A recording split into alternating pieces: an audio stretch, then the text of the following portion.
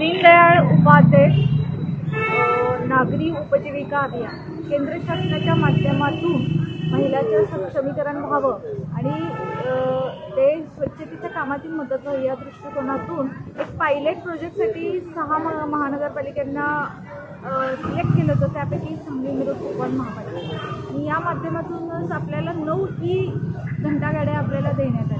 याच्यातून कन्सेप्ट अशी आहे की इथील महिला बचत गटाच्या महिलांनी कचरा वेचक असतील यांनी ड्रायव्हिंग करायचं आहे, हेल्पर पण त्यांचेच असतील, जेणेकरून कचरा उठाव करण्यासाठी आम्हाला मदत होईल आणि महिलांनाही रोजगार मिळेल. आणि महिलांचा भाव असतो की स्वच्छतेचा, त्याचं काम त्या माध्यमातून चांगली आणि व्यवस्थितरित्या स्वच्छता शहराची राखण्याची आहे. तर या 9 रिक्षा घंटागाडी आणि SHGच्या माध्यमातून या 9 महिलांनी आता स्वतः शिकलेल्या आहेत, त्यांचं लायसन्स आलेलं आहे आणि ट्रेनिंग पण घेतलेलं आहे. तर 9 रिक्षा चालक आणि 9 हेल्पर्सना.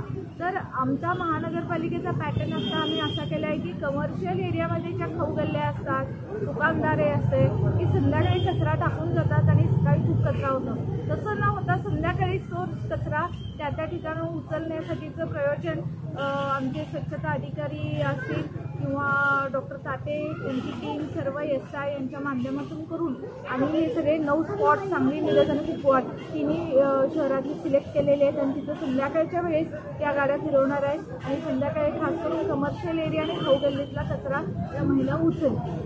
आणि हे सगळं माननीय आमचे आयुक्त सत्यम नांदे यांच्या मार्गदर्शनाखाली हे सगळं कामकाज सुरू आहे. आणि 1 तारखेपासून आम्ही या दरम्यानच्या 1 तारखेपर्यंतच्या कालावधीत आम्ही एक ट्रेनी म्हणून यांना हे काम देत आहोत.